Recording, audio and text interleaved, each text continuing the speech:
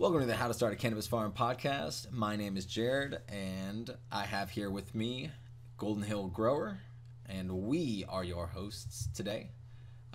With the subject being experience doesn't come in a bottle.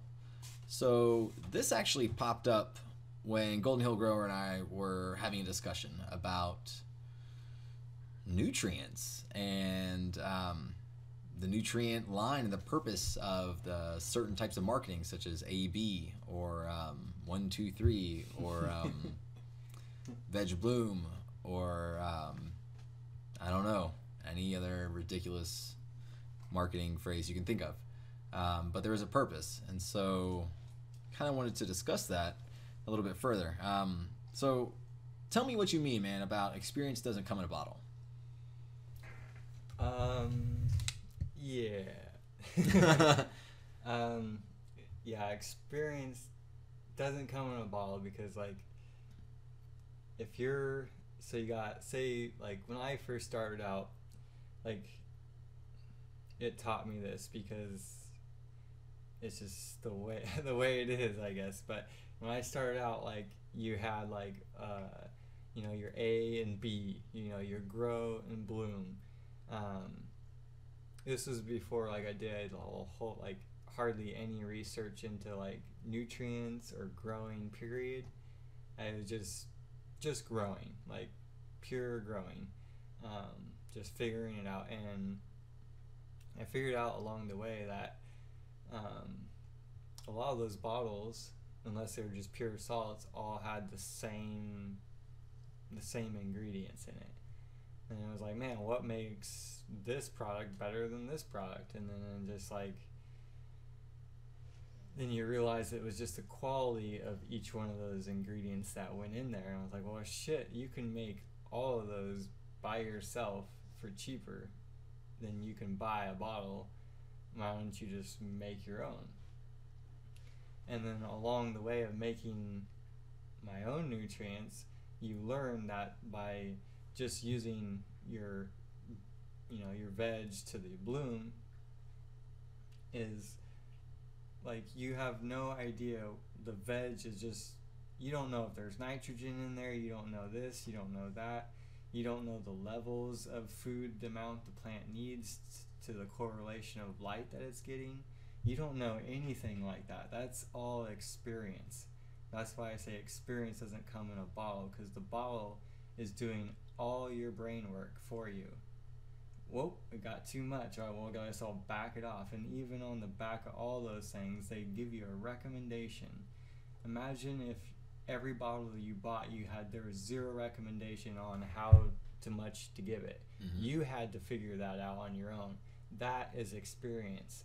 That is why you can't bottle experience, because they're doing all the testing. They're doing all the work to tell you how to do something that they really don't even know how to do. Why? Because they went to school and read some words. Like, experience about all of it. And if you're somebody that's just getting into growing and, like, oh, you want to be all organic and stuff, that's great, but experience the other shit too, because you'll never understand the experience you'll learn from growing synthetic and then going to no-till. The experience from bottles to no-till, the experience of the switch is where you learn the most. Not if you just start out, oh, I'm just starting out no-till, I've never grown before. You'll learn a lot and you'll experience it, but you won't have the edge on the other grower who's done it all, because he has that experience of that whole situation. It seems like that's what bottles are trying to do, though. It seems like, so a bottled product is somebody's idea of not only what they think will sell, but also what they think will work. And granted, yeah, that definitely doesn't take into account the genetics and the environmental factors or anything. What's interesting, man, is that you don't think about that, though. All you care about is growing fire, having a successful, farm, having a successful grow. making sure that you grow weed that you would smoke. And I think that's why a lot of people buy into these bottles. But, as we're moving forward, when you're talking about some of the dosing, it's interesting, man. It's a common understanding that if you used bottles, you use at least half of what the manufacturer recommends. That shouldn't be the case, because you should be able to follow the manufacturer's recommendation, but their recommendation always burns the shit out of your plants. And it's not meant to burn your plants. It's meant to sell product. But that's the issue, is that you actually don't have the experience to know, is this going to burn my plant at this much? Or is my specific situation a little different? And I've had that same experience. When I first started growing years and years and years ago, we used a bunch of bottles, and granted, they were all organic and a can of nutrients, but we didn't understand at the time why some deficiencies were happening. We didn't understand why some toxicities were happening. We didn't understand that there was a relationship between both of those. And lockout issues. You weren't supposed to know that at a certain point in your, cultivation career, because you're supposed to buy whatever is being sold at the grow shop. But so how does somebody go from, listening to this podcast and having a bunch of bottles downstairs and trying to make that switch, but at the same time, one of the reasons, for instance, that a lot of people don't want to switch is because there's that, what's called like a switching cost. What they have to pay in order to switch over. And, in terms of, let's say you have a phone contract, and you want to switch to a new one, you got to pay to get off your contract and then pay to get on another one. And so you either burn your plants, while learning, and then get that experience and then start fresh, or you just don't, and you stick with the bottles or your current phone plan and you never get off. Is there a way to make that transition easier? Because again, we're talking about money for a lot of people. I mean, I can answer that really easily. Okay. Yeah, no.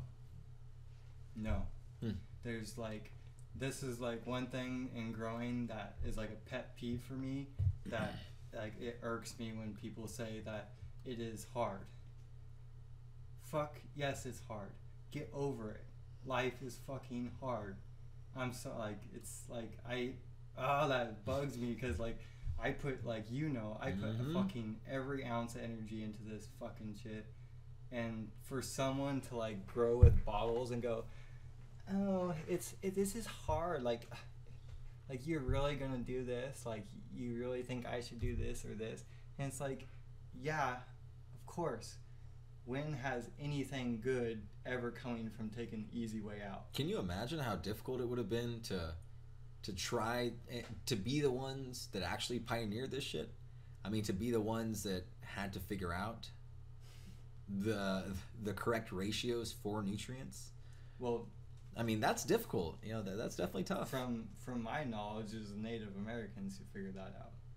Just because they're the ones that planned it. They're the first ones that I can find of research that was using fish for nutrients.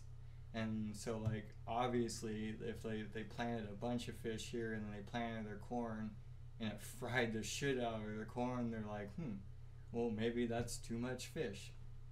And I've also heard to where they also learned other ways where they were walking along rivers, and then your old salmon would be on the side of the fucking stream. Yeah.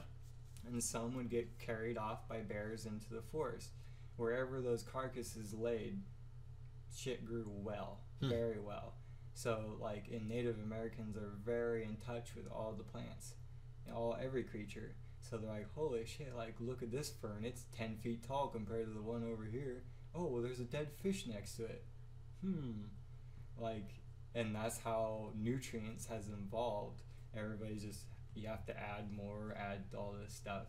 And that's, like, they weren't complaining, oh, it's hard, I don't have veg A, and then the catalyst, and then bloom. Like, people, like, that's why I say I hate, like, that hard word, because you think it's hard, you ain't doing nothing. All you're doing is taking A from bottle, putting it into your water, mixing it up, dumping it on there. You have no interaction of, like, the soil life, the actual plant. All you're doing is just based on what's in that bottle, instead of, like, real tangible stuff. Like, if you went and you grabbed a bunch of, like, comfrey or kale, or not kale, but kelp from the ocean, and you put that on your plants or around it, or mix it up in your garden, you would see that growth. You'd go, oh, like, this is a real thing. When you're putting a liquid that you have no attachment to, there's zero life from you to A to, you know, and you're dumping it in there, and then you're putting that same thing into your plant. And this is why I 100% think, like, bottled nutrients, herb, that's why the high is just whoop up and then whoosh, gone, because there's no real tangible, like, connection from person to plant there. It's just like, okay. And I just lost train of thought. Yeah, no. I completely understand what you're talking about, man. Do you think that, okay, how do I put this together? Do you think that, and this is just I'm gonna take a very different position just because. So for the case of microbes, right? Because microbes is the only, I guess, good, I guess, good position to come from in defense of using bottles. Microbial products. A lot of people, including myself previously, and I still have some, you know, I've got like some purple non-sulfur bacteria, comes in a bottle. I've used Recharge before, comes in a package. A lot of nurseries and whatnot, other people use these things, and these are microbial products. Now, a lot of these microbes, we can't really access just around town, around the property. You know why that is? Because we're not made to access them. People they're taking the synthetic approach to organic. Like, if you put fish in your soil and you dumped a whole thing of fucking sugar on there, your microbial life would be 10 times higher than any fucking bottle ever made, period. So much that it would burn your plant down like a forest fire. No, that makes sense. Well, and see, there's, you know, like, so one of the positions would be, all right, well, I'm buying bottled microbe products to improve my soil life, to add soil diversity that, you know, I wouldn't normally have. Is there an exemption to the experience in a bottle? Is there I guess, you know, at some point do we just recognize bottle as a package, you know, and say, all right, well, when we're talking about bottles, we're talking about bottled nutrients, but other, you know, if you can't get a fucking bunch of microbes on a log, well, then it comes in a bottle. But is there some exception to this? Do you think bottled microbes are okay in organics, I guess? I know. It's hard for me to say, because you're still not making it. This is the problem that I have with bottled nutrients, is that you're not making it. You're buying it from someone else that you have no idea who that person is or what their beliefs or anything is. Okay, so here's a another position, I guess. Some people would compare bottled nutrients to buying, a pizza or a burger or something that's already been harvested, put together, processed, ready to go. Even theoretically ground beef, processed to some extent. Is there some exception of it where, like, all right, ground beef falls under kelp, where it's nothing's changed except it's been milled or processed to make it finer or filtered, if you will. Whereas you go buy, I don't know, a can of beans. That's definitely had something done to it, but it's still not complete. I mean, it's been they're refried beans or they're baked beans or they're whatever. They've got something in there. Then you've got the, I don't know, man. Let's say candy bars. Like, where's that line?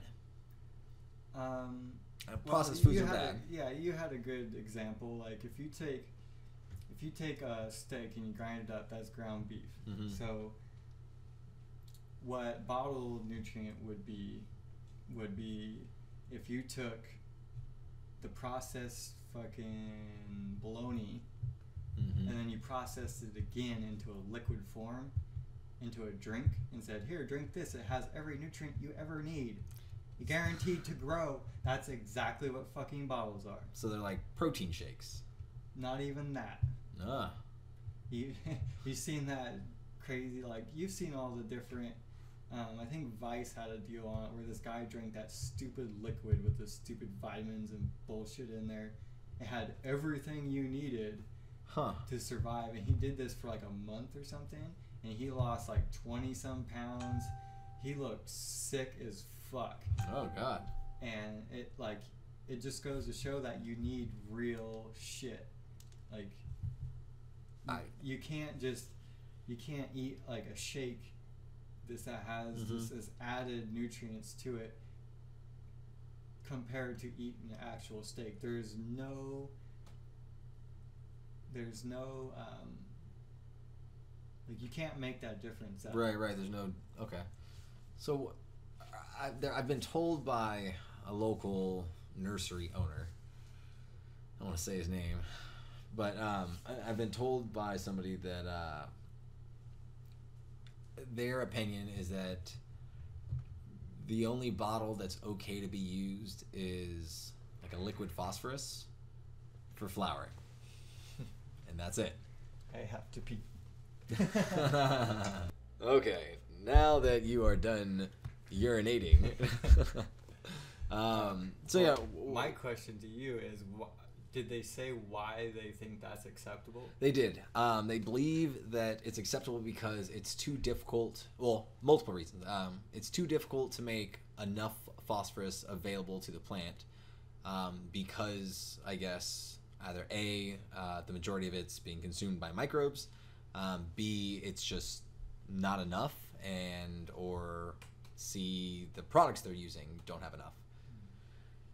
Okay, yeah, okay, so like, this is where that whole experience things come in. If they would actually had like experience like putting true nitrogen in the ground, they would understand that like the plants that we're growing do not need a lot of phosphorus and potassium. Like, they don't really need a lot at all, like very minimal. The reason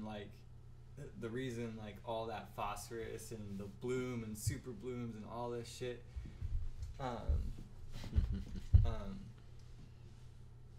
reason they're there is just for like a marketing purposes. Like, all you macho men, the bigger numbers, the better, the faster, grow. Those are the people who modeled bottled nutrients. Like, I don't want to get into like all these different things, but there's been multiple companies that their rap's very bad. Like, the people who made them are child molesters, like all sorts of really shitty people just for money. Like, they don't do it because they care about how your plant grows or jack shit. All they care about is taking your money, and that's it. And that's where, like, that's what I'm saying. If that guy had the experience of actually putting, like say if he'd like planted one row and he went in and dug a ditch and planted a bunch of fucking trout and salmon or crappie or bass or anything, planted it, covered it, and then grew his crops, he would see that when you have a nice nitrogen load, you don't need a lot of phosphorus, because like it's all a ratio correlation here. So if you have like a bunch of nitrogen, that plant will grow really fast and strong. But if it has too much nitrogen and like there is no phosphorus or anything, then you're gonna see that plant just get burnt to fuck. Like it's just pure nitrogen, boom, and it has nothing else to handle. And that's that experience. You don't know that unless you do it. And that's huge. Like he would know this, and he would be like laughing at himself, like, oh yeah, duh. And like that's why, like, but yet again, like I don't think 90% of these farms or people who are growing even have the want to care that much to put into their products. Oh, I don't think so, man. You know, okay, so I myself have battled with this because I've gone through that transition from using bottles to not. And like the biggest thing that I hate about regular organics is it can be inconvenient if you don't plan everything out. And that's the beauty of bottles, is you don't have to fucking bubble tease. You don't have to, all right, shit, this is going to take fucking, 2-3 days to really start kicking into the plant. And then, all right, when is it going to, essentially expire and I need to add more food? Or fuck, man, it's there's definitely a convenience to it. And so there's a lot of people that are coming into this industry, and a lot of them are coming in because it's now legal, and for them, they just didn't care enough for them to risk their life for it. But a lot of those folks, they're brand new to this, and they don't want to have experience. They want to learn as soon as possible and play catch up, or not play catch up. And so because of that, it seems there's a market, and a lot of people are okay with spending their money. But I think that's where the issue is if they have money, they're okay with spending the money. But if they didn't have any money, then they would be forced to experience it. But really, at the end of it all, those with the experience are creating the convenience by creating products that people can sell. We're setting the foundation for everybody else. It wasn't people like me or people who actually did it with experience. There would be no ego guy just selling you the best of the best. Right. That wouldn't exist because everybody would just do it. And like you said, it's either you're going to put your money into it or you're going to work for it. Well, and there's some things. So again, some of the things that we were talking about coming out with, for instance, and I guess. Okay, actually, let me back up. Is there room for convenience if that's what it is? So one of the things that we were talking about was trying to put out, fermented products, and that people are coming out with fermented products currently, where they're fermented hemp, fermented cannabis males, or KNF stuff, where you essentially you put the recipe on the bottle, on the bag, whatever, however the fuck you're making it, and packaging it.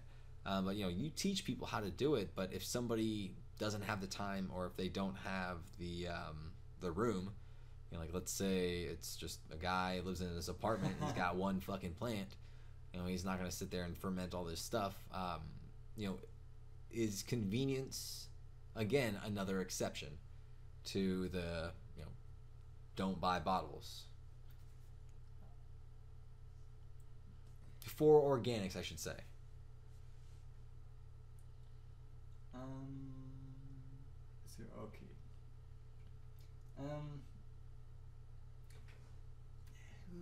Okay. I know it's tough, man. It's a tough question. It is. So like Well, really, like I don't know if this even answers your question, but like to me, like no-till organic is like 1,000 times more convenient than like bottled nutrients. Like yes, you are right. Like you can spend more time on like a no-till situation or something, to where bottles you can just mix A and B and whoosh, whoosh, whoosh, done in and out of there.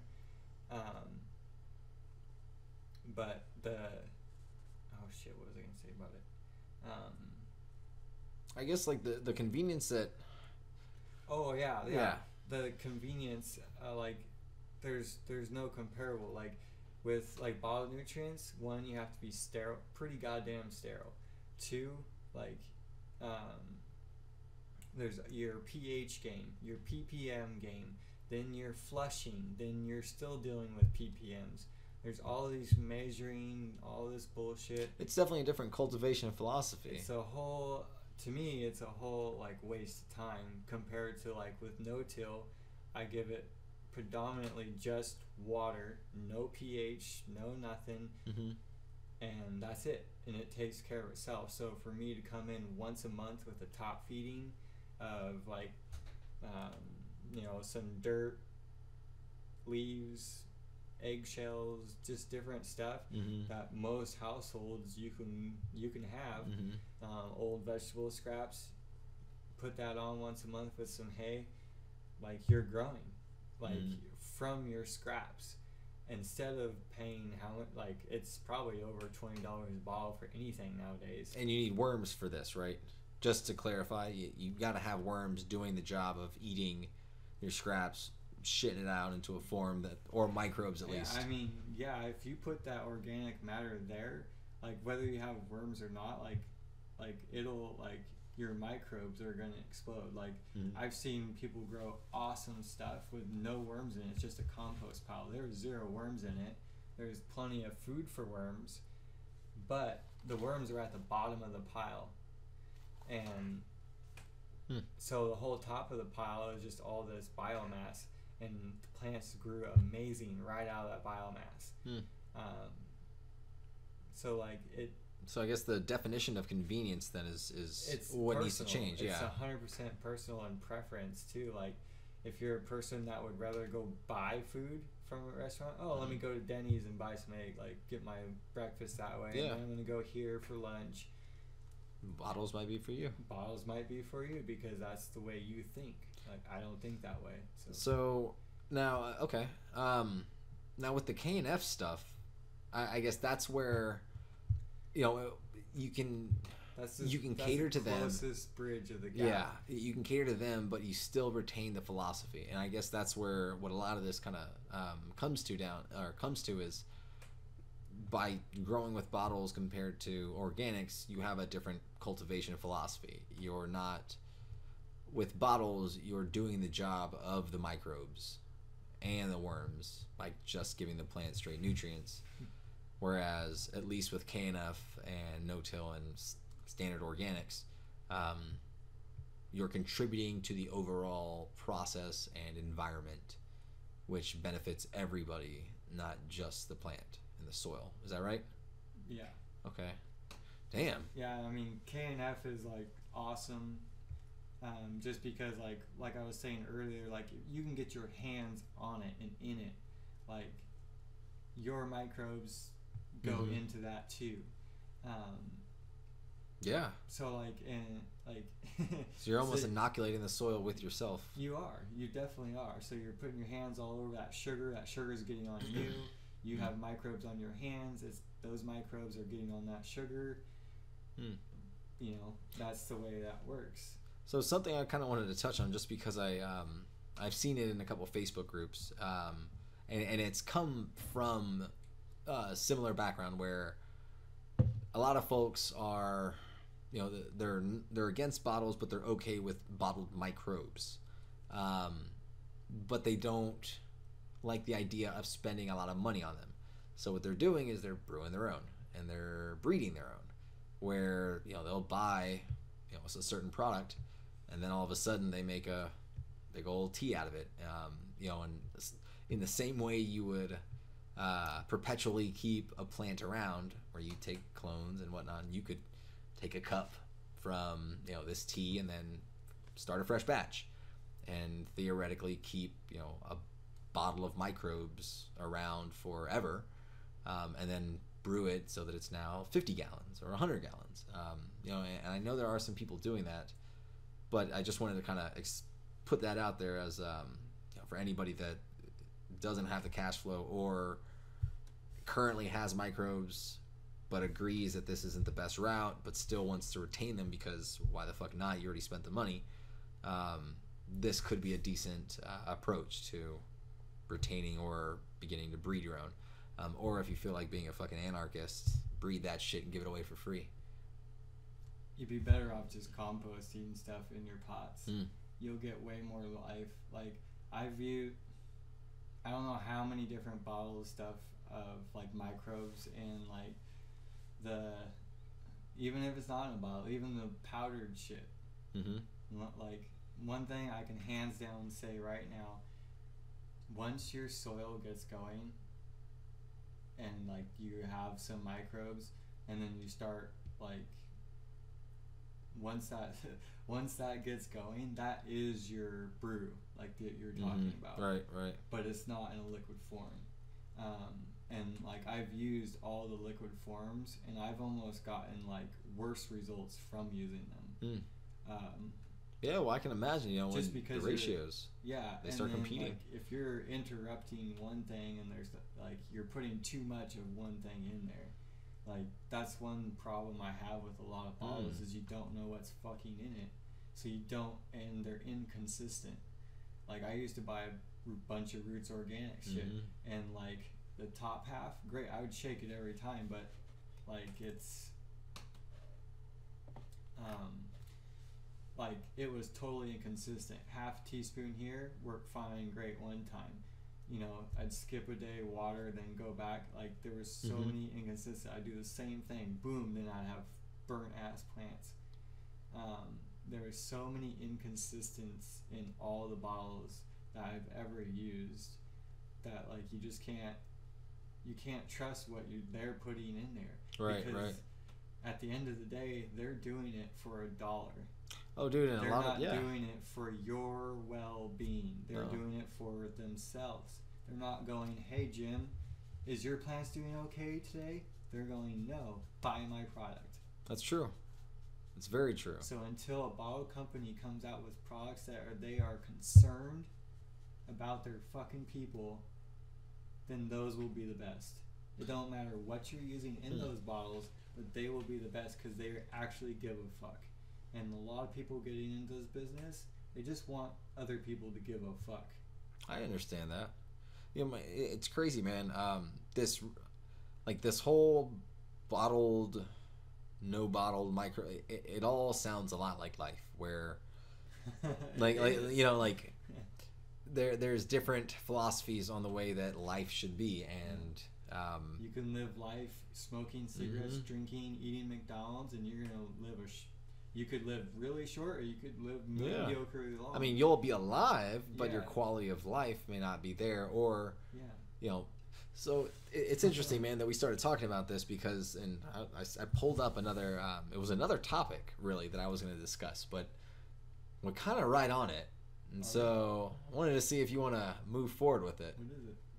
We're talking about the soil food web, but more in relation to how the soil food web is more like a company, and how, you know, because, all right, since we're talking about experience, figure with your experience in bottles and cultivation, let me bring some of my experience to the table and explain how the soil food web is a company, and more or less how using bottles is not running a company, but more like expecting somebody to run your company for you and do everything perfectly for you and know exactly what's right in your scenario for you, and make the best decision for it. Temp agency to do all your It is. specialty work that Exactly. you have to hire special people for.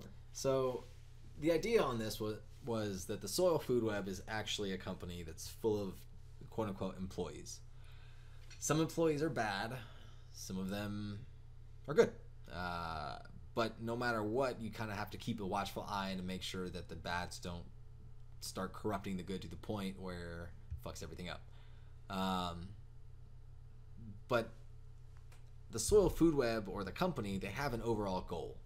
And usually that's to, in the form of a company, make some profit. In the form of the Soil Food Web, it's to stay alive, but at the same time, whether they know that their goal is not this or not, that's whatever, but they're supposed to be keeping our fucking plant alive. They're supposed to be keeping that growing. So one of the things that I was curious about, do you think that microbes are conscious? Do you think that they know that this is their goal? Do you think that it's instilled within them? Or do you think that they're just fucking doing their job, man, and they don't know that there's a bigger picture, in the same way that we don't know what we're doing? I definitely think microbes know what the fuck they're doing. Like, are we growing Earth?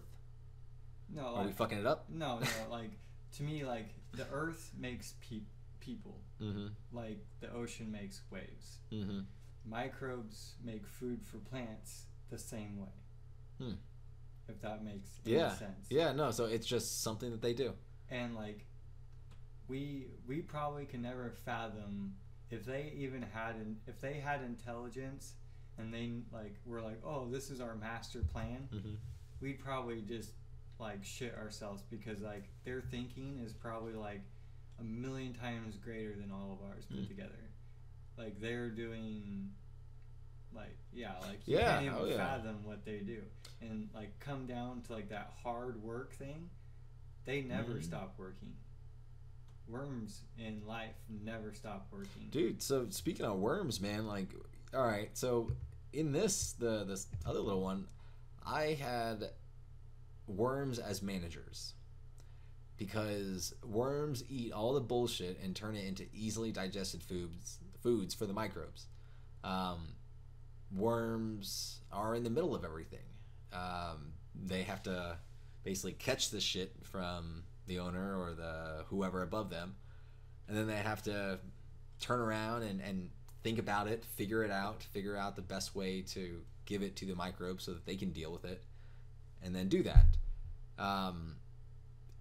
It doesn't seem like they're necessary, but they're extremely necessary if you want a properly functioning company that's profitable, or a properly functioning soil food web that, you know, actually allows a plant to grow. Is there, I mean, you got any thoughts on that? Do you think that okay, so I know your feelings towards worms. Do you think that managers as a position, because there's a lot of companies out there, do you think that they are necessary? Or do you think that, I don't know, do you think individuals can handle, you know, doing their own jobs? You know, there's a term called, like, micromanaging, and it's like where, you know, you're catering to every little person, and that's a pain in the ass for everybody. Nobody wants to do that, but no. But okay, so, like, to me, like, what I do, like, instead of trying to manage these plants, instead of trying to go, oh, I need more of this,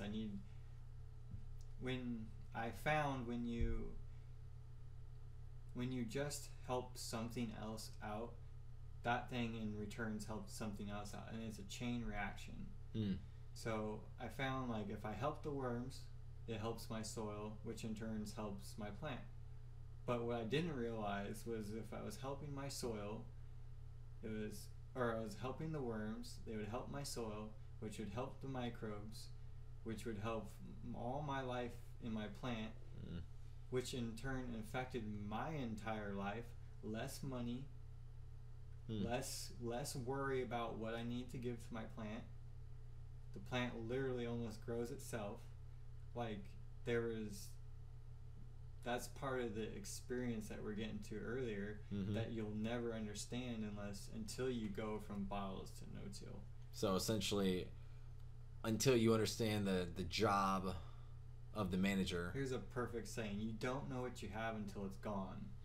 So until you understand, until you take away all those bottles and you have to try to replicate that in a natural form, that's where the experience comes in. And then once you learn that, you can look back on the bottles and see what's in them and understand why they actually work. Instead of, oh, it's just because it says grow on it. That's why it works. And there's nitrogen. Everybody knows there's nitrogen. Like, it's a simple, simple thing. So, like, that's where that whole, like, thing kind of... Right. The worms come in. And, like, I don't... Like, you should never be, like, managing this plant. Like, nobody on Earth likes to be told what to do. It's their life. Let them live their life. So you shouldn't be putting in... Okay, so... Going back to just soil life in general, and bringing, and managing, and quote unquote bringing in or diversifying your soil life by bringing in other microbes that you may or may not know how well they play with others. I know a lot of people are not going to bring in microbes that, fight each other, but I don't know. Fucking microbes fight each other, man. I'm not. I don't know, maybe they got a fight club going down there, some shit. But it just seems that there's always going to be some, like when a new group of people move into, like, oh my God, I'm not going to even get into that, the immigration stuff. When new people move into a new group or a new area, there always seems to be a time frame where it's like, all right, everybody's got to get used to everybody. Almost like a shock. Like when you give too much nutrients to a plant, that can happen. So when people are wanting to bring in microbes, but not from a bottled source, you got any good ways of doing it? Yeah, you just take a bag, paper, plastic, anything like that, go anywhere. Your backyard, go in the middle of town next to a building where there's dirt. Like, anywhere there's dirt, sand, the ocean, anywhere you travel, just take a bag, a little scoop of dirt, whoosh, put it right in there, go home, put that shit on your plant, in your pots. If you're doing no, if you're using bottles, don't do this shit. So you're gonna have you're gonna have spider mites, you're gonna have all sorts of shit, you're gonna have a bad problem, big time. You're bringing in bugs, and if you don't have the other bugs to fight those bugs, then you're on your spray game. Or if not, you lose your fucking garden. So, like, damn, that's one thing that you need to realize with bottles to not bottles. It's either you're doing it or you're not. And when you're in between those two stages, when you're trying to use both, is when you're going to learn the most, because you're going to fuck up the most. I did. Like, I went through probably a year of where I was trying to attach myself to those bottles, because that's the only thing I knew. Okay, this grows this does this helps during bloom. So, like, that's all I knew. So I had to start going, okay, what do plants really need and what really makes them go? And that's when I started off with I'm just giving them I'm going to just give them this, I'm going to just give them this. For example, I gave them just alfalfa, I gave them just fishbone, I gave them just these certain ingredients that are real ingredients that are just, they're processed once. So they're not like a super processed bologna. I think a lot of people, man, they're scared of being humbled. They're scared of failure. It's a check to the soul, man. It's a check to the ego. It's a check to the ego, and that's the And fuck. You got to get used to failing, especially in this. Like, if you're starting out, you cannot expect to like you're gonna have like 10 perfect grows in a row. Like, no, it ain't gonna happen. Anybody out there who says they did, they're fucking lying. Like, I've seen first time growers completely knock it out of the park, and then for the next 5 or 6 years they couldn't even grow one crop. What's that saying? A stopped clock is right twice a day. Yeah. Goddamn. So yeah, that's and like that, the going from no bottles to no till was like, that's what taught me almost 90% of what I know, because I had to learn how to recreate a bottle in real life. And it taught me how fake the other way is, which in return changed my entire life. I was the Red Bull, Taco Bell, fucking Dr. Pepper boycott fucking boy. That was me. I was sugar. Who doesn't love sugar? It's no different than cocaine, because when I came off of it, I fucking had the most terrible fucking withdrawals I've ever had, and I've come off pills and alcohol. Yeah, that shit's tough, man. So you can, like, if you're somebody who does that and eats sugar and shit all day, and especially if you're drinking energy drinks and shit, you're fucked. As Bubbles and Ricky would say, you're fucked, lady. It's like, it's like, that's what it changed my whole life. And like, all of you who follow me, like, dude, so you've watched me. Oh man, okay, so this conversation is, we're all right on point, man. It segued right into another one that I wanted to talk about. Told you that's why we just flow with things. So like, if you trust in the process, it works. Exactly. I'm seeing it now. Because so one of this, and the way that this flows in is it's comparing some of the cultivation philosophies when you're discussing hemp versus weed. Right now, hemp has become such a big thing nationwide. It's being legalized worldwide. And a lot of big money's coming in. And so big ag is coming in. We've talked previously in some of the other podcasts that like friends have turned into big ag. And that is what it is, but it's the cultivation philosophy. It's the fact that, well, you can't do what we're trying to do on a large scale with the availability of some of the different things that you need.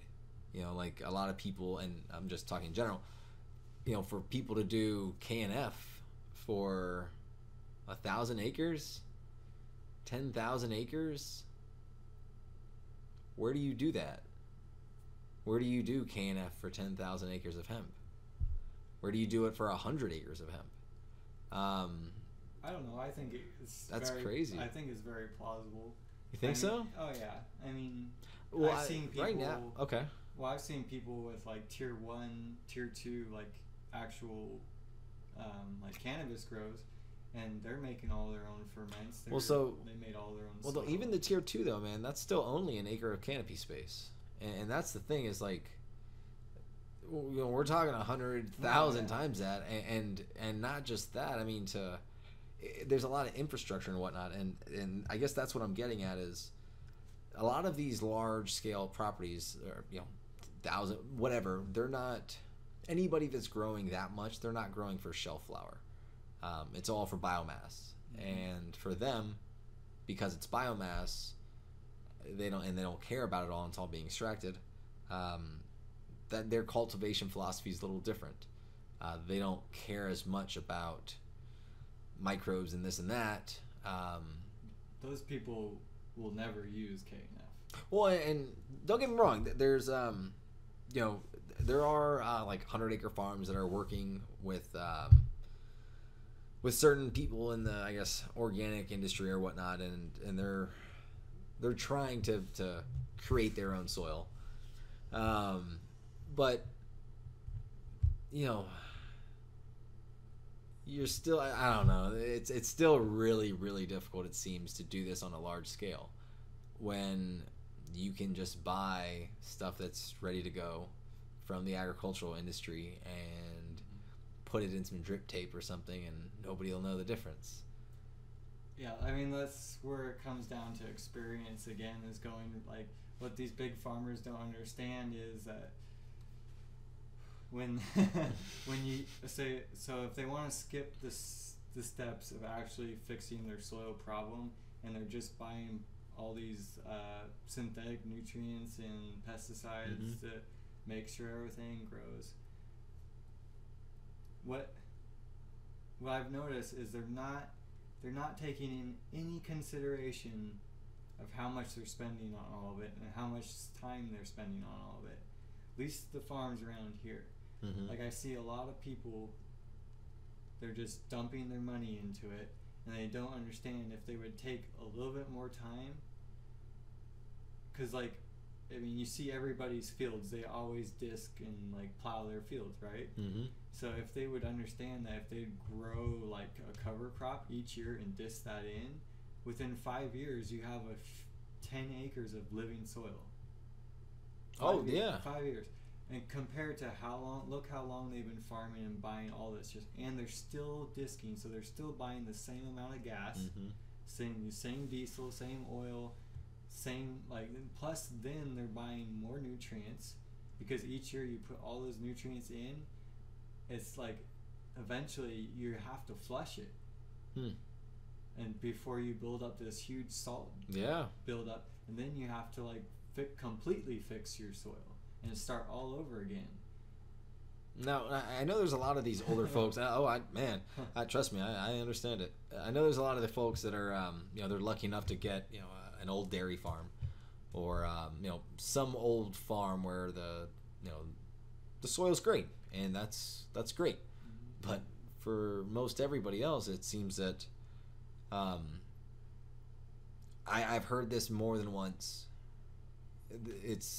This is a time period where you just need to make your money and get out of the way, because every year the price is going down more and more and more, and your cultivation philosophy isn't going to be enough to get you anywhere. And, I hear that. People, quit. Please quit. Give me an advantage.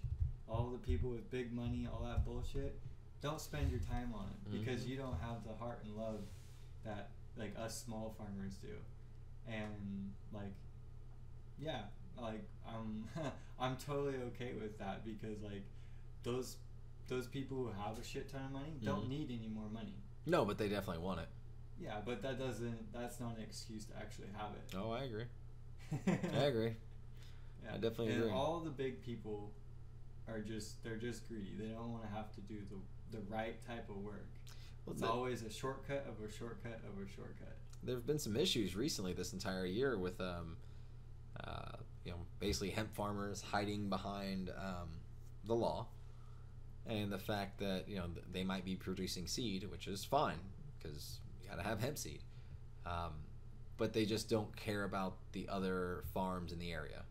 They don't care about any of the medical grows. They don't care about any of the recreational grows, especially if they were there before them. I've been hearing about entire gardens that have been seeded this year. Last year I didn't hear of anything, but this year all of a sudden people came out of the woodworks and were saying, "Oh, we got seeded, and entire neighborhoods apparently got seeded just from brand new hemp farms."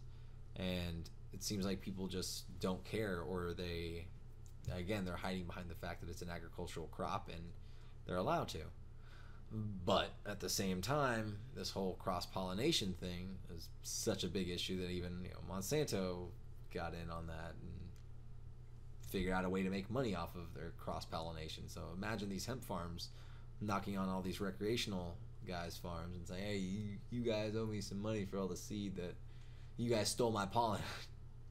I don't know how it'll work out, man, but there's definitely a disconnect between all this. But it all seems to be because people they have different cultivation philosophies.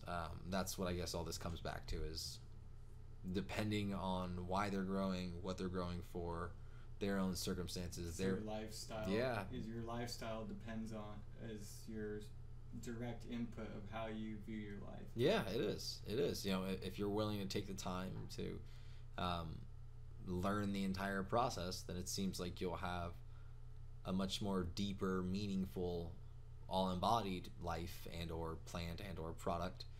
Whereas you can get by and just, if you want, yeah, like if you want to be rich, you can rip off a bunch of people, you can steal their money. If you want to be, you can do whatever. You can rob a bank and go to jail real like. Yeah, like you can get there, but it's, you know, your quality of life may not be that, or, you know, the worst happens, you end up fucking everything else up for other people. But yeah, man. Most of the time, that's what happens. Oh, it seems like it, man. Even, you know, it's okay. Shit. We're talking about that, man, and, you know, bad plants, they invite pests, and then pests come, and then you come, or a friend comes over, and then they leave, and then that spreads, and like negative energy and negative fucking cultivation philosophies, and just bad ideas, it seems. Or yeah, it's nuts, man. And all of this, for some reason, it's crazy that it's all so perfect for the current world climate. Like, there's so much bullshit out there, and it's because everybody wants to get where they're going without actually having to go there. Right? That's ridiculous to me. Mm-hmm. That's fucking nuts, man. Well, is there anything else you want to leave us with, man? We talked about, you know, there's, you know, experience in a bottle, and how there is none. We talked about the soil food web, and the soil food web basically being a company, and then, you know, some of the differences between hemp and cannabis, or and weed right now, and how they all relate. Anything you want to leave them with? Any advice? I hear you got some seeds going. You might have some seeds for sale or something soon. What's that about? Oh yeah. oh! I've been seeing you on Instagram. I've been peeping. So what? So I've been peeping. Kai. So what's the news on it? When are they gonna be ready? When are we? When do we get to have an opportunity to grow the fire from Kaya? Fire from the gold. Yep.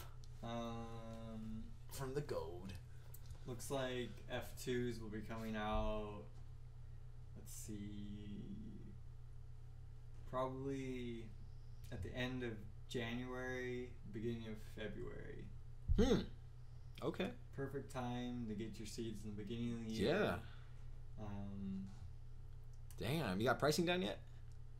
Not yet. Price for the people, though. I remember that. Yeah, definitely. I remember that shit. Definitely price for your average person. Nice. Yeah, you know. You got stickers? 5. Oh yeah. The slaps. Gotta have the stickers. You gotta have the slaps. You know, 5+ years of just testing, growing them out, finding a keeper, finding something I like, which is most important when you're breeding, something that you like, and then taking that and testing it in every condition. So why did you decide to make some of the cultivars that you've made this time around? Like, because they're the best of the best. So pretty much, I'm taking Michael Jordan, breeding him. I'm taking his offspring, or whoever you think has great genes. Because that's all it is. It's down to your preference. What genes that you think that are greater. That's what I've done. I've taken what I have found, what I have seen, the true athletes. That's the way I look at plants, is like athletes. Okay. In my school, I was the head runner. I was the best runner. They're dedicated. And it's always that way. There's always 1 or 2 kids where that athleticism speaks out the best. Okay, so with plants, what are we looking from in plants? We're looking for growth. We're looking for performance. How does that plant perform? Athletes' performance. It's a performance task.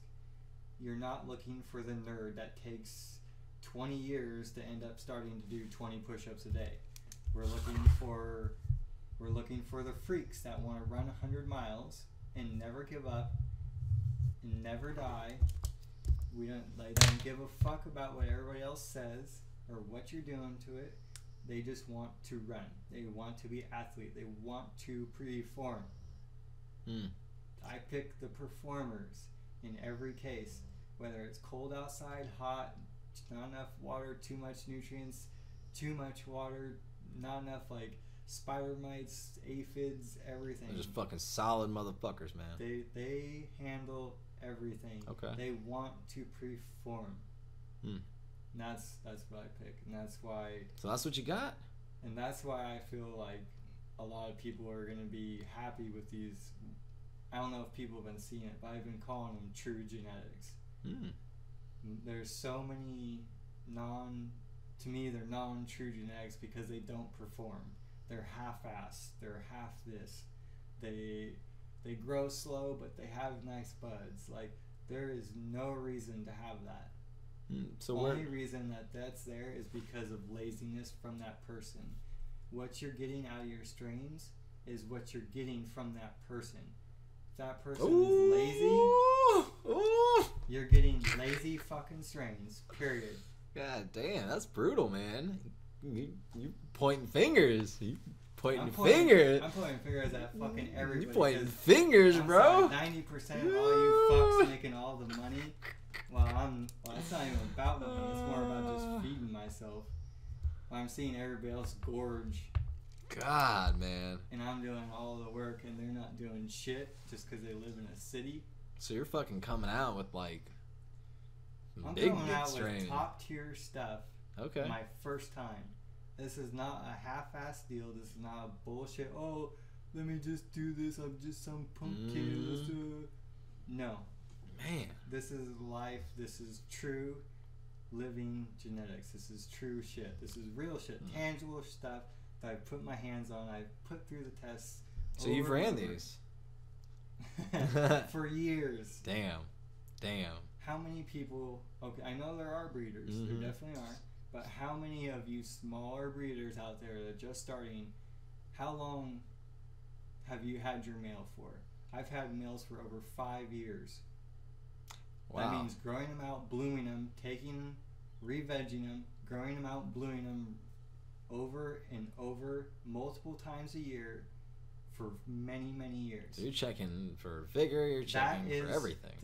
That's performance. Is that not performance? Oh yeah, and your ringer is much more of a ringer than most people put their plants through. I mean, it's a gauntlet.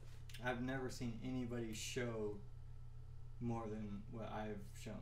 Oh yeah, no, it's a fucking gauntlet. Well, and a lot of people were telling me that story, and I don't remember their names, but I don't think it's worth saying, but a lot of people don't put their plants through this just because it's not it's easier. Well, and it's not profitable. You can't put out as many fire strains and stay up with the hype. You know, it seems like you want me to gain experience. And it's kind of like the same thing with the bottles. It comes back. You can either put the fucking work in and be a man or a woman and actually get real results in the end that continue forever. Or you can do it half-assed now and be lazy and spend more money and get a short-term result. It's the same thing from pills to herbs. It's the same thing from synthetics to organics. There's so many examples of that in our life that people are just totally unaware of. You got names for these strains, man? Yeah. So what do you got? Well, oh wow, I don't know if I have like an official. You don't have to have official names, but you know, I can tell you like my mouth is watering. Let me know what I need to buy. Like all of them I'm looking forward to, but one that I'm really stoked on is the Jilly Bean cross. I have a Jilly Bean times Sky Kush that I've been testing for 2.5 years. Almost 3 years. Yeah. I've been growing them out. I haven't kept anything until I found the one. I didn't find it. Sticky Brand on Instagram, he found it. Okay. At Sticky Brand on Instagram. Yeah, he gave it back to me. It re-vegged within 2 weeks. Damn, that's quick. That's fast. Dude, I was just talking about that. Sometimes it takes weeks, sometimes it takes months for shit to re-veg. Yeah, most plants, a lot of plants that I've dealt with have taken months. And then now that I'm getting into my own genetics more and more, it's faster and faster. And this Julie bean, I'm really excited for, not only so tasty. Not only just for its vigorness, but for its taste. It's got great orange to tangy taste. You're gonna find, a variance there from orange to tangy. So it's gonna have a little funk to it. It's gonna have that orange peel, that tangy like sweetness, but then it's also gonna have that Kush funkiness. Nice. In there. So what's up with the Sky Kush, man? Because you were telling me about it a little bit ago that it's a like not very many people have this. No, they don't. It was a very underlooked strain, and that's what I was looking for in the beginning. Is a very underlooked strain to find something great in. The Sky Kush is made up of Pure Kush and Skywalker OG. Fucking big hitters, bro. Big hitters. Yeah, people definitely, it's underestimated. God damn. I know you're a fan of that Pure Kush. I took that strain. I tested it out for 5 years before I kept one plant. I wanted to get very familiar with the base stock of what I was working with. So if you're making a soup, you have your stock is everything. The broth is everything. Yeah. So your sauce. Yeah, and that's why I wanted to make sure I had something I truly wanted to work with. And I'll 100% admit it. The first time that I actually bred with this guy, like, I was just pollen chucking. I wasn't really breeding at that time. I mean, it seems like... I don't think there's anything wrong with everybody pollen chucking, but do not make a living off of pollen chucking. That's like, to me, that's like you're gonna pimp somebody out and you're gonna make money off of them. It's wrong. It's fucking wrong. If you want to make money off yourself, that's your own choice. Do not do it to somebody else or a plant. It makes sense. What was I saying? And the Sky Kush. Oh yeah, and the Sky Kush. Like, so I went through 5 years without keeping one plant, just examining, just watching, just looking from the outside in, like, what's his traits? Okay, so most of them, 90% of them grow really tall, towering Skywalker OG buds. And then some were thicker, some were more OG buds, from Pure Kush to that. So you had a little variance there. And, I found out that I was growing these them under a T5, and I was still getting a couple ounces off of it. Ounces off of one plant, off of a T5. I was going, holy shit, and they were dense. So this is going to be something potentially like a commercial cultivar. Oh yeah. Okay. No, I create my strains that were going to work in any situation because I've tested them in every situation before I even breed with them. Before I even breed with them to take those and then find better ones from those. Damn. So like by the time you're getting my F2s, you're looking at probably 5+ years or more of work, of dedication, of not taking 1 cent from anybody other than myself to make sure to set myself up for a good future and not just a short-term success. Damn, dude. So anybody buying this is basically getting the best deal of your lifetime, of their lifetime. To me, it would be buying the highest, best strain that you can buy on the market. The best one you could, if say somebody, HSO or somebody came up with something that you could grow anywhere in the fucking world no matter what, and it just worked. You'd pay $1,000 a pack for that, right? That's what my shit is. I've taken strains from other people who already are successful, but like I've taken theirs and taken it 10 steps ahead. I've talked to these breeders. I've known. Totally respect them too, and I like the guys. They're good. Most of them are really great people. Well, that's the difference between an artist and a thief, man. An artist takes something and makes it better. A thief just takes it and takes credit for it. Yeah, and when artists do collaborations, what do? They fucking ask each other. Oh yeah, it should be mutual. Do this to painting together? Do you want to make these plants together? And like, if you don't fucking believe me, you can ask anybody that I work with for seeds. You can ask HSO. You can ask South Fork Seeds. You can ask Seed Junkie. I've contacted all of them. I said, hey man, I'm using your stuff. I'm testing it out. I'm not selling it. I'm doing it for these purposes only. And all of them were cool as fuck. They're like, oh man, it's great to hear somebody that's doing something like you're doing and not just trying to make a buck and cross it to everybody and like whoring them out per se. I mean, they're cool with you making a living off of bettering their strain, but not their strain. But not pimping their strain out. I guess I'm not taking wedding cake and turning it just to jelly bean and going, oh, everybody buy the wedding cake jelly bean. Right. The wedding cake jelly. The wedding cake jelly. Right. Wedding cake jelly. Like, yeah. I am not selling the wedding cake. What I'll be doing is selling, something. What's the new creation? Future. The new creation. Yeah, the future of that wedding cake. I mean, it's like those are the parents. Nobody pay attention to the kid. So it'd be orange cake, man, something great, and then I'll take those, the male and female, and I'll put them through the ringer. Too cold, too hot, too much nutrients, not enough nutrients, too much water, not enough water. Small pot, big pot, bed, no beds. Damn. A lot of light, zero light. Okay. Man, the list goes on. Like I do things that are unintentional too, that my body just knows that I do these things instinctually because my body knows that it needs to do this, whether I know it or not. Just like how you breathe. Right. It just happens. It just happens.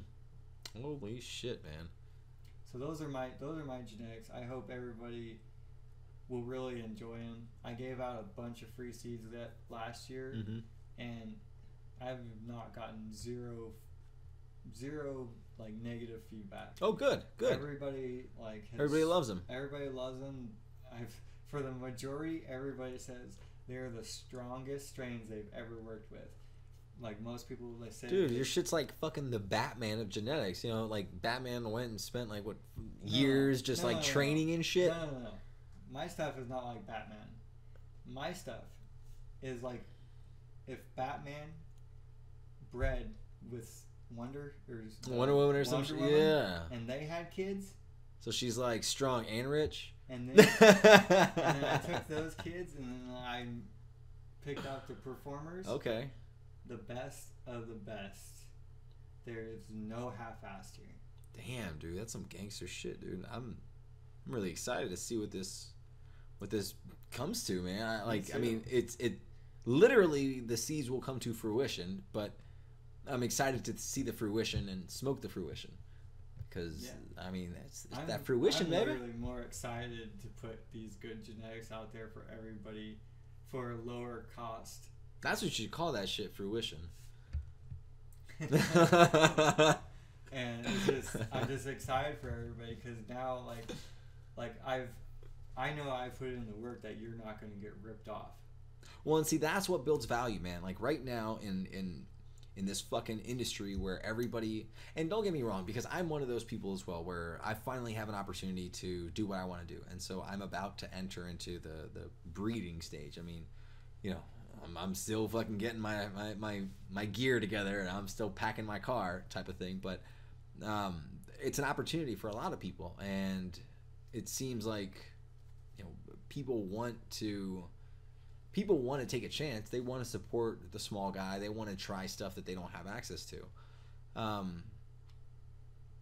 But there's a lot of scams. There's a lot of seeds that don't pop. You know, there's jokes all online about people paying for $500 packs of seeds and they're shit, or there's a 15,000 or 10,000 seed giveaway or something, and you know, none of them pop. You know, or there's a prize if you find a certain pheno, but that's not going to happen because none of the seeds pop. And it seems like a lot of them are gimmicks and marketing. I mean, people are making money, but with yours, you're putting in the work. People can see it.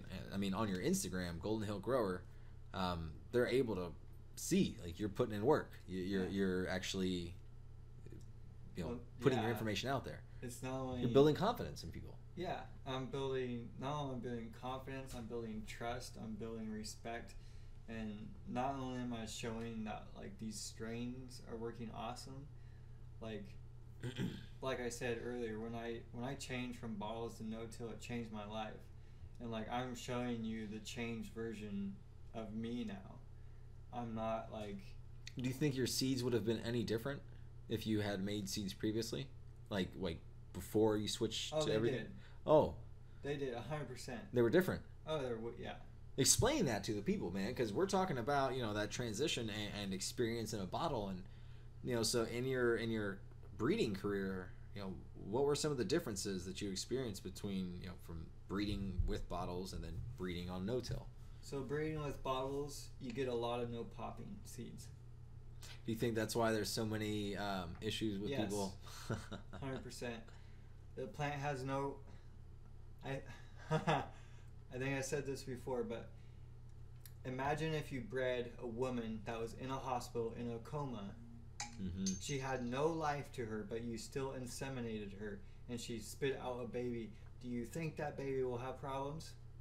Yes, it will. It will fucking have problems 99% of the fucking time. And that's what people are doing. Bottles, there's no, you're not touching it, you're not feeling it, there's no connection there, there's no real, you're not really growing it. I think a lot of that kind of stems from, you know, so in the other podcast, the Weed Should Be Expensive, you can find that on SoundCloud and YouTube as well. Also on the new website, howtostartacannabisfarm.com. So I brought up the example you gave to me previously about the guy that took a drug, basically went into his trance, said love, love, love, love, love, came out of his trance and said that he never knew that the ingredient that you could put into everything and make it better was love.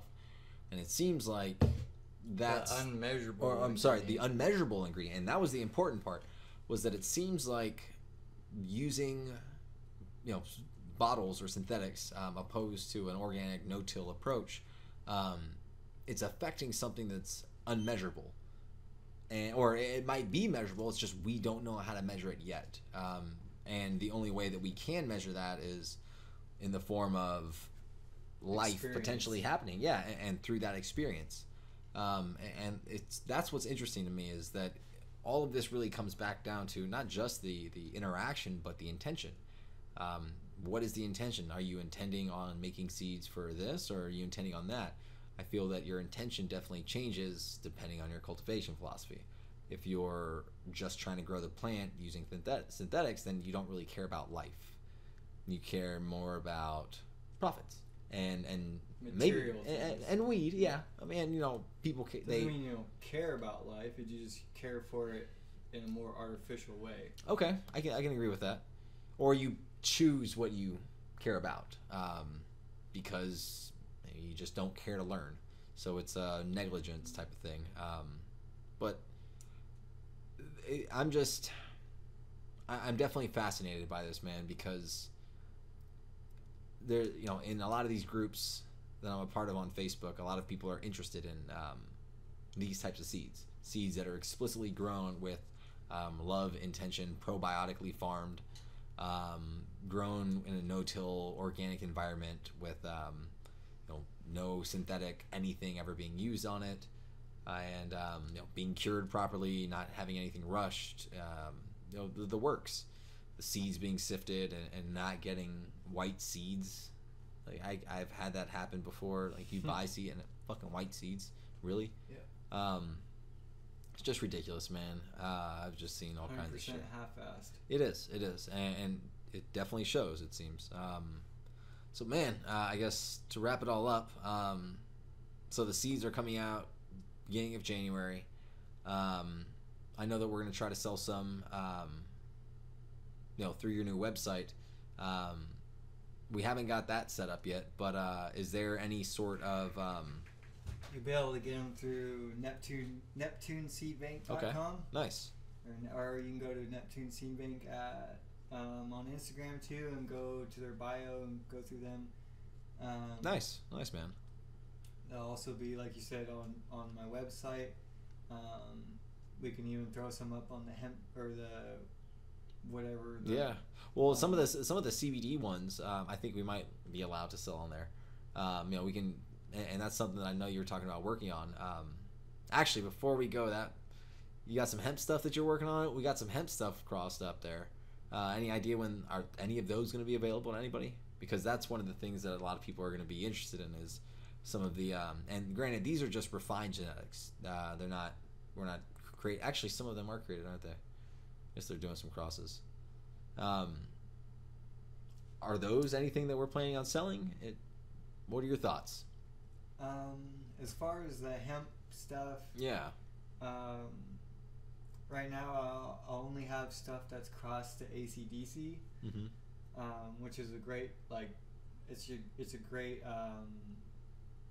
what do you call it? Good platform, a good your stock. Right. Yeah, it's a good sauce. To start. Yeah, good place. ACDC is great. Yeah, it's a strong strain, man. So yeah, I'm starting there. Okay. So those won't be available though this January or coming up. They will. You still got to work them, I imagine. If everything goes right, the F2s will be available at the end of next year. Is there an opportunity for people right now? Because again, something that on the How to Start a Cannabis Farm website, we have to stick with the hemp CBD route. But there's a lot of people that are extremely fascinated by you as a breeder, your passion for this, and they want your energy on their seed. You gotta. They want your nut on their face. Yeah, we're working hemp strains here too. Like it's just,